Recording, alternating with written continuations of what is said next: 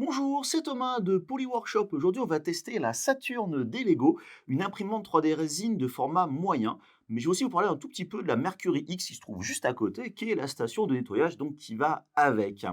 Alors, je vous cache pas que j'aurais pu faire le test finalement dans le sens inverse.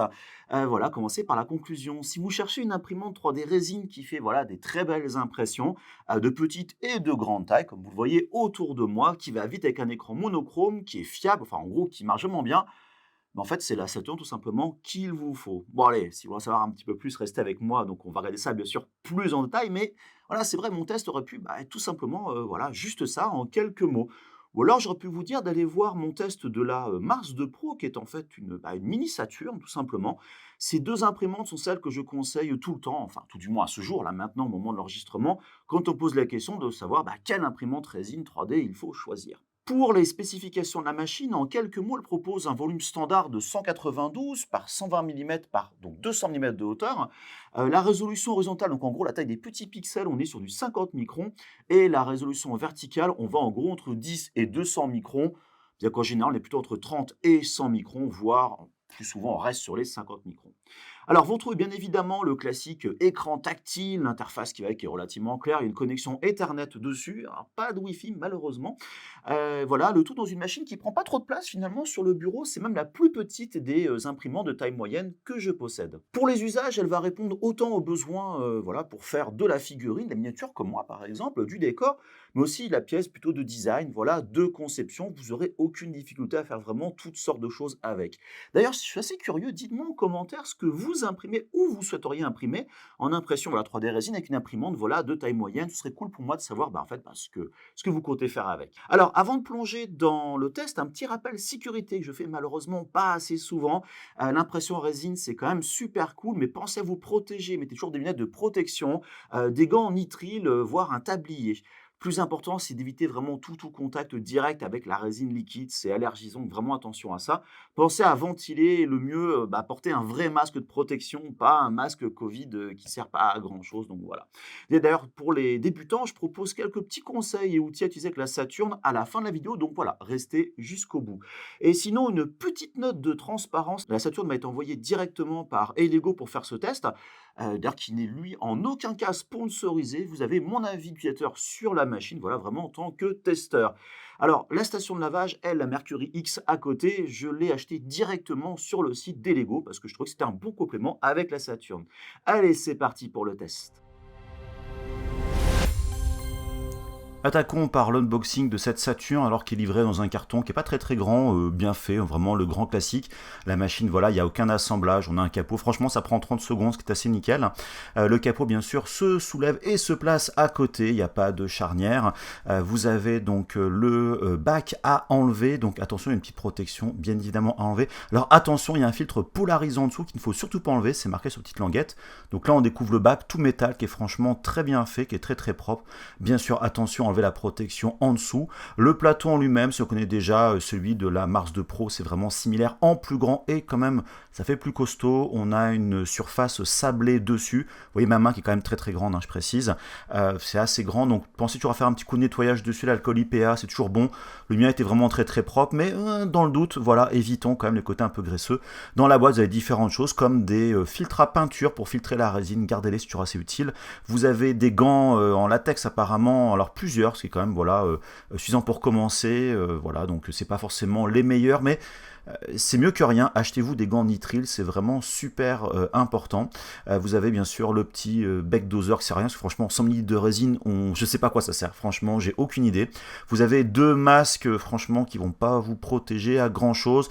Alors vous avez deux spatules avec, une en plastique et une en métal. Alors celle en métal, elle est très coupante, c'est pour enlever les impressions du plateau.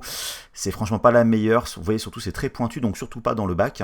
Vous avez une petite pince assez classique pour enlever vos supports. Vous avez un jeu d'accessoires, finalement vous n'aurez besoin que de la grosse clé pour effectivement faire le réglage du plateau, ce qu'on va voir donc par la suite. Vous avez une clé USB avec quelques modèles fournis dedans et un manuel tout à fait standard, alors qui explique pas mal de choses, c'est toujours bon à prendre, et une petite carte de réglage pour le plateau un peu plus épaisse, pareil qu'on va voir donc bien sûr par la suite au moment du nivelage. Au niveau de l'imprimante, on a un écran tactile assez classique, tout ce qu'il faut, le connecteur USB qui se trouve sur le côté plutôt vers l'arrière, une prise Ethernet, je préférais du Wi-Fi, et petit reproche, l'interrupteur qui se trouve à l'arrière, c'est pas forcément toujours très pratique. Vous avez la potence qui est donc maintenue par 2 rails linéaires, c'est très large, ça bouge pas du tout, franchement c'est hyper stable, vous pouvez essayer de forcer dessus, c'est vraiment très qualitatif. Vous avez au niveau du rebord pour le bac des petites encoches, ce qui fait que le bac va être un peu surélevé, ce qui fait que le FEP ne touchera pas le fond. Vous avez en dessous des grilles d'aération, un gros radiateur pour l'écran qui est assez large, donc maintenant vérifiez effectivement si l'écran marche bien, donc on fait un petit test comme ça ici, l'éclairage est super uniforme, c'est quand même top. Maintenant on va attaquer le réglage du plateau, avec la grosse clé Allen, il va falloir dévisser de chaque côté, de façon à ce que le plateau bouge complètement, c'est pas compliqué, voilà, il faut vraiment qu'il y ait un bon jeu. Je vous cache pas que je n'ai fait qu'une seule fois. On place la carte, on va dire, de calibration sur directement l'écran, vous mettez le plateau, vous le serrez bien, et là, moi, en fait, simplement, je vais faire la position, en fait, au manuel, je vais aller sur le Home. Voilà, tout simplement, et je vais resserrer, une fois que c'est sur Home, en position de départ, directement, donc les 2 gros écous, en plaçant bien le plateau, je commence par celui de devant, et après sur le côté, donc vérifiez bien que tout se passe bien, le serrage, comme ça doit être efficace, de façon à ce que le plateau soit bien parallèle à l'écran sur toute la surface. Mon premier projet fut cette impression de Alice au Pays des Merveilles par Ella Hart. Donc ici, vous voyez dans Liquid Slicer, que j'ai créé en fait en plusieurs plateaux, que j'ai imprimé en vraiment très grand. Il y a vraiment beaucoup d'éléments. Je me suis peut-être lancé dans un gros projet pour une première impression. Donc vous voyez ici, là par exemple, j'ai la partie avant, la frange avec les cheveux, avec des petits supports à des endroits, des pointes qui font 0,34 mm. C'est quand même relativement fin, mes autres pointes font plutôt 0,5 mm. Vous voyez, pour un temps d'impression estimé de 4h37 pour environ 160 minutes, ce qui fait 4 € et quelques pour un plateau comme ça, ce qui n'est pas très cher, que la résine et Lego. Vous avez ici à l'écran tous mes paramètres d'impression que j'utilise d'ailleurs encore principalement. Et là voilà donc un autre plateau, donc j'ai un ensemble bien sûr de différents éléments. Vous voyez la rome notamment, le champignon pour le chat, tout a été évidé pour économiser en résine, mais aussi réduire les forces en fait de décollement de chaque couche. Là c'est le gros champignon principal pour Alice qui est vraiment sa base. C'est quand même très grand. Vous le voyez ici par rapport à une banane, une canette de cola qui sont on va dire à l'échelle. Ça fait déjà des jolis morceaux. Et voilà les premières impressions que j'ai sorties, c'est très fin, c'est très précis, j'ai été agréablement surpris, en plus j'ai raté aucune impression, ce qui a été vraiment génial. Je sais que de la résine et Lego rouge, j'avais un gros stock, donc j'ai tout imprimé avec, c'est pas forcément ce que je peux faire comme résine, mais bon, j'avais ça sous la main, voilà, donc c'est vraiment très propre. Alors petit défaut sur ces impressions à ce moment-là, pour moi, j'avais pas mis les bons réglages au niveau de l'anti-aliasing, il faudrait mettre le gray level, un paramètre dans Liquid Slicer que j'utilise à 20 et pas à 50, mais franchement c'est du chipotage parce qu'une fois qu'on met un petit coup de peinture dessus, ça paraît, en gros ça paraît quasiment pas. Donc vous voyez ici, tout est bien sorti, y compris les grosses pièces. Alors là il n'y a vraiment aucun post-process, il y a soit les supports ou je n'ai pas enlevé les supports comme ici présent, un petit coup de pince, un petit coup de ponçage, franchement ça a été très léger. J'ai pas fait vraiment, sur ce modèle là finalement, j'ai quasiment fait aucun ponçage. Et vous voyez ici maintenant l'impression terminée, j'ai juste assemblé, j'ai juste collé les différents éléments et un coup de peinture grise de la primaire de chez Action, vraiment low cost. Et vraiment, j'étais super ravi du résultat. Et comme je vous dis, le seul process, c'est enlever quelques pointes de support avec un peu de ponçage sur l'arrière, mais vraiment très léger. Je voulais juste un résultat assez rapidement. C'est vraiment très propre partout. Alors, quelques petits assemblages qui sont un petit peu hasardeux, mais en fait, c'était la première version du modèle. Et là, modifié depuis ces modèles, vous voyez ici le chat sur les champignons. Il sort vraiment super bien. Tous les détails sont vraiment là. J'étais déjà, dès la première impression, ultra content de mon résultat. Donc, vous voyez, au niveau de l'assemblage, ça se pose. D'ailleurs, c'est toujours comme ça à l'heure actuelle. Je ne l'ai pas peinte depuis. Et ça fait déjà très beau comme ça. Et là, vous voyez, avec une canette de coca à côté, l'impression finale, c'est quand même relativement grand. Et c'est pour ça que la Saturn, pour moi, est intéressante. On fait quand même des grosses impressions. Un autre projet ici, donc là, c'est Quirk, je ne sais pas comment on dit, par Loot Studios, qui fait des modèles. Voilà, c'est un style Python. Pareil, il y a différents éléments. On est plutôt dans la miniature à ce niveau-là. C'est la version 75 mm. Et vous voyez que ici, si on imprime tel quel le modèle, alors il y a plein de supports, c'est pareil, j'étais aussi assez là très content des petits détails, parce que là, La Alice avant était pas très détaillée, là on a quand même beaucoup de détails sur les plumes et tout, ça rend très très bien et vraiment sans aucun post-process, sans aucune peinture, vous voyez ici en très gros plan. Voilà, donc c'est à dire que pour l'instant, pour moi, à ce niveau-là du test, on va dire, la Saturn correspondait autant à faire du gros modèle que de la miniature. Vous voyez mes doigts à côté quand même, on est sur du petit détail. Vous voyez, une fois les supports enlevés, c'est un peu moins propre. J'avoue que là, les modèles pré-supportés par l'O-Studio à ce moment-là avaient besoin un petit peu d'amélioration, mais franchement, ça rend très très bien. Un autre projet, alors cette fois-ci par Artisan de Galles, alors c'est Ulfnir Frost une Champions, c'est un nom Ikea pour moi. Pareil, alors là on est sur la miniature en beaucoup plus grand, avec bien sûr un tout petit modèle. On est sur vraiment un géant qui va se battre justement contre cette petite guerrière. On est vraiment sur la miniature et donc petit et très très grand. Vous voyez ici le modèle que j'ai resupporté donc depuis. Avec un temps, vous voyez par contre un peu plus long d'impression de 7h28, je suis toujours en 50 microns, et là vous voyez un petit alas, regardez un moment, on voit ici il y a les petits supports qui bougent, comme quoi il faut bien préparer votre modèle, et en sortie, alors là il y a zéro ponçage, rien du tout, c'est juste de la couleur grise, voilà, du primaire.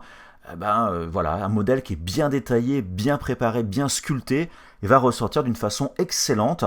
On peut voir à des endroits si on cherche un petit peu l'anti-aliasing, mais vraiment faut le chercher. C'est quand même, c'est pour la miniature, c'est vraiment génial, y compris de la grosse miniature. Vous voyez ici donc au niveau du personnage, là toute seule, brute d'impression. On voit un petit peu les petites marques de support ici et là. Ça marche bien. Et encore mon primeur, le primeur action, il est pas cher, il est bien, mais c'est pas le plus fin, il est un petit peu épais. Et donc vous voyez ici quand on a la miniature par rapport au géant, ça fait quand même des scènes qui peuvent être relativement sympas. Alors maintenant, notre gros projet, le gros projet pour moi, c'est Bayonetta. J'adore le jeu, j'adore le style, fait par Ella Art, et j'adore ce que fait Ella Art. Donc là, on est sur pas du tout la même taille. J'ai imprimé au maximum possible ce modèle-là. Vous allez voir que là, ici, vous voyez, au niveau du bras avec le pistolet, on est quasiment à la hauteur maximum de 20 cm. Là, vous voyez la jambe, pareil, quasiment aussi au maximum de la hauteur. Vous remarquez qu'on a beaucoup plus de support sur ce genre de modèle. La préparation n'est pas la même entre une petite miniature et ce genre de modèle. Vous voyez ici que tout a été évidé au fur et à mesure. Il y a même des supports à l'intérieur de la jambe pour la renforcer de l'intérieur. Donc vous voyez, la préparation n'est pas du tout la même.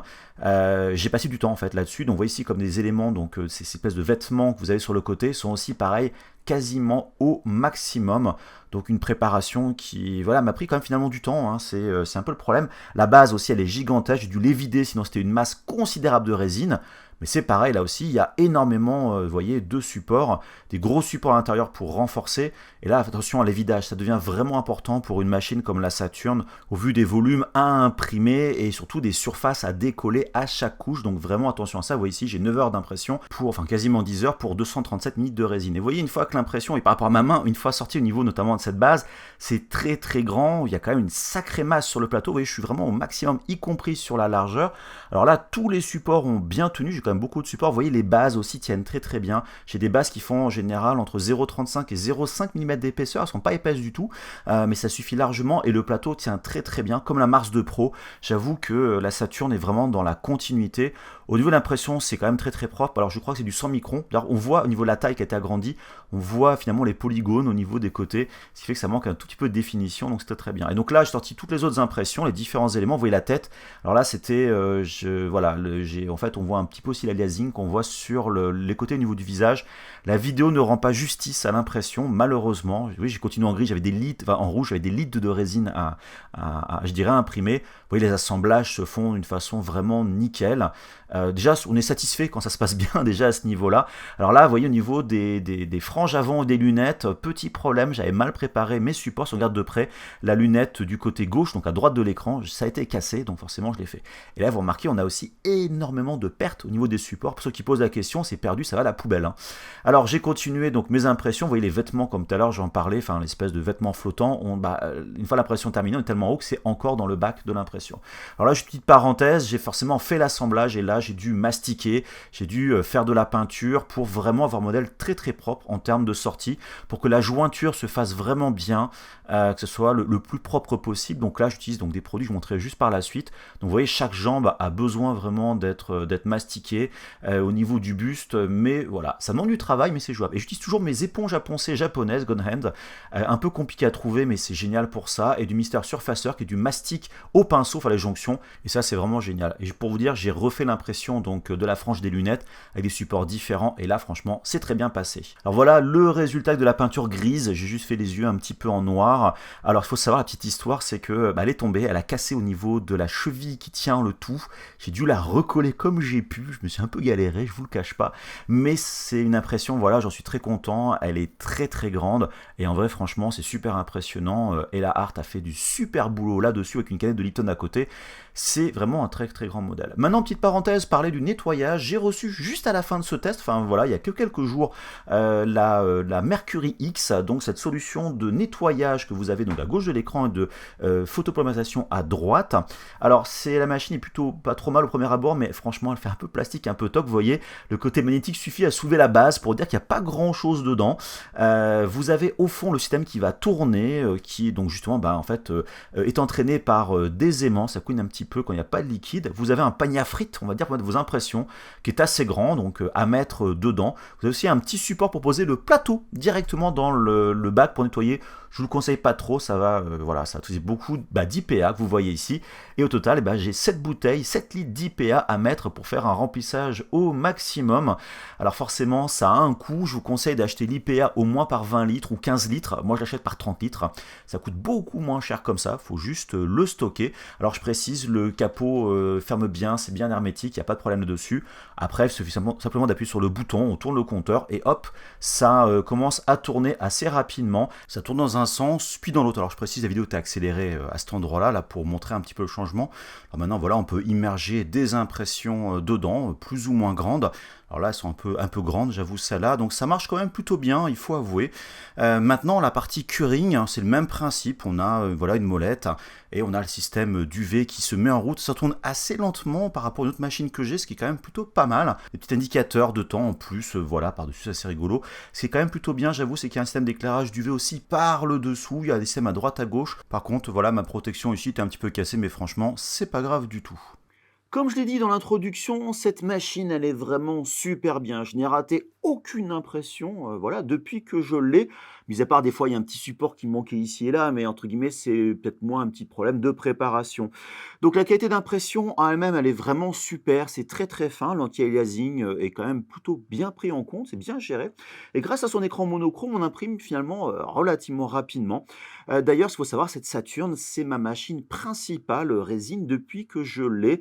Ça fait déjà quand même depuis pas mal de mois. Et j'ai aussi effectué un petit sondage autour de moi auprès des personnes qui ont cette Saturn.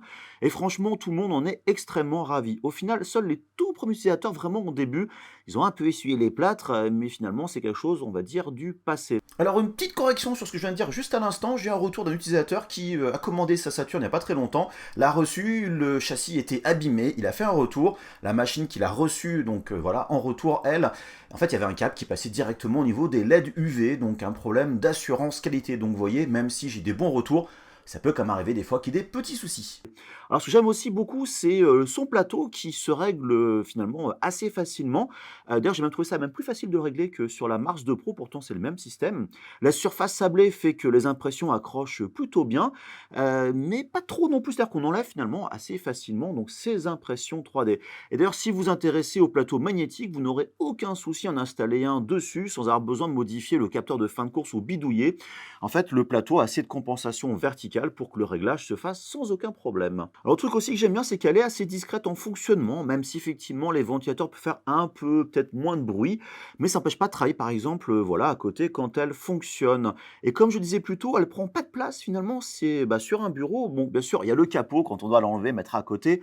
Voilà, mais bon, pour le prix de la machine, entre guillemets, ça se comprend vraiment bien. Alors, on va quand même je parle de qualité, mais je l'encense, mais elle a quand même des défauts. En fait, quasiment pas. Voilà, un des tout premiers a été finalement, et a été, je parle au passé, son indisponibilité. Maintenant, finalement, on la trouve assez facilement en ligne, voilà, il y a aucun souci. Bien sûr, j'ai mis les liens en description de la vidéo, voilà là-dessus et un défaut directement en moins. Ensuite, le second défaut, qui est peut-être pour moi un peu plus, on va dire, problématique, mais ça dépend finalement des besoins car, une de ses concurrentes testée ici même a une hauteur d'impression de 4,5 cm en plus. On est à 24,5. Et ben, j'aurais bien aimé effectivement pareil, voilà, sur cette, Saturn, moi qui aime bien imprimer en grand, ça peut faire vraiment une différence. Mais après, bon, beaucoup de personnes n'impriment pas forcément aussi haut et des fois, plutôt préfèrent imprimer plutôt un grand, grand plateau fait plein, plein de miniatures. Finalement, c'est la largeur et profondeur qui intéresse plus que la hauteur, donc ça peut être finalement un peu moins dérangeant. J'ai quand même cherché d'autres défauts, j'avoue, voilà, j'en ai pas trouvé ou alors c'est vraiment histoire de chipoter et chercher, on va dire, un peu des noises. Exemple, j'aurais bien aimé un bouton pour allumer l'imprimante devant ou alors j'aurais aimé avoir du Wi-Fi et pas que de l'Ethernet. L'ordinateur est quand même plutôt loin. Avoir plus de gradation sur le bac, avoir quelques films faibles fournis d'avance au cas où. Mais voilà, donc bon, on chipote, mais c'est quand même assez mineur. Alors concernant la solution de nettoyage et de finition, donc la Mercury X, alors c'est une machine, voilà, que je vous conseille vraiment d'avoir, hein. C'est vraiment, indispensable pour ce genre de machine, donc d'imprimante comme la Saturn. C'est sûr, ça augmente vraiment, un peu quand même le prix, enfin un peu beaucoup le prix du total, mais voilà, ça va vraiment vous changer la vie et ce que j'aime bien, c'est qu'on a 2 machines qui permettent de séparer les tâches, vraiment le nettoyage d'un côté et le curing UV de l'autre. Ça, c'est quand même bien. Bon, par contre, c'est sûr, ça prend un peu plus de volume qu'une solution, tout en un comme la Wash Cure d'Anycubic. Au niveau du fonctionnement, en fait, ça fait le job. Le nettoyage est quand même, plus ou moins efficace, on va dire. Pour les petites impressions, ça marche bien. Les grosses impressions, ça manque un petit peu de peps, mais franchement, c'est plutôt bien. Par rapport à la partie UV, ce que j'aime bien effectivement, c'est qu'il y a 3 zones d'UV, il y a 2 colonnes et la partie en dessous, donc ça, c'est quand même, voilà, un éclairage assez uniforme. Par contre, la zone de photopolymérisation, finalement, avec l'élément rotatif, est relativement petit, plus ou moins la taille du plateau. Manque de bol, quand on a des grandes impressions qui vont en verticale, qui tiennent plus verticalement, on a du mal à faire, enfin voilà, faire rentrer le tout dedans, ce qui est un petit peu problématique. Enfin, cette solution de nettoyage est quand même vraiment tout plastique, ça fait très cheap, c'est très léger. Les boutons de contrôle, voilà, sont aussi très, très pratiques. Bon, ça fait le job. Un peu plus qualitatif, franchement, ça aurait été un petit peu mieux. Avant de conclure cette vidéo, donc je tenais aussi à vous donner quelques petits conseils, matériels, d'usage finalement, alors plutôt pour les débutants. Alors, le plus important, optez pour un seul type de résine, par exemple, la Elego grise, hein, qui est quand même assez passe-partout et qui est pas chère. Et vous n'en changez pas tant que vous ne maîtrisez pas, on va dire, au minimum l'impression 3D. Le truc, c'est que changer donc, de résine, ça veut dire changer, donc trouver des nouveaux paramètres d'impression, ça va être nettoyer toute la machine. Bref, c'est pas mal de galères. Voilà, donc vraiment prenez votre temps, entre pas d'urgence et on peut déjà faire beaucoup avec un seul type d'impression, enfin un seul type de résine. Pour enlever, vos impressions du plateau, vous pouvez opter donc bien sûr, comme je disais un petit peu plus tôt, pour les plateaux magnétiques qu'il faudra donc installer ou alors utiliser en fait, des types de spatules pour l'impression résine plus ou moins fine. Je vous conseille vraiment celle que j'ai mis en description de la vidéo, que vous voyez donc à l'écran à l'heure actuelle. C'est pour moi vraiment la meilleure de ce que j'ai testé. J'utilise pour toutes mes imprimantes résine. D'ailleurs, j'utilise à aucun moment, des plateaux magnétiques. Pour moi, franchement, c'est la meilleure de ce que j'ai pu avoir testé jusqu'à maintenant.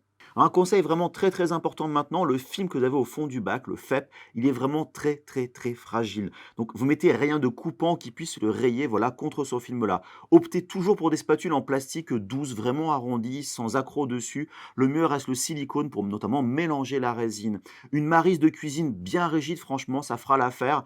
Et d'ailleurs, ça servira pour beaucoup d'usages finalement différents. Si vous constatez le moindre défaut sur le film FEP, changez-le directement, ne faites pas le radin. D'ailleurs, au passage, n'achetez pas les films FEP les moins chers possibles. Franchement, gagner 1 € ici, là, ça vaut pas le coup. D'ailleurs, au bureau, on a testé, notamment sur la Saturn, des films FEP finalement pas chers.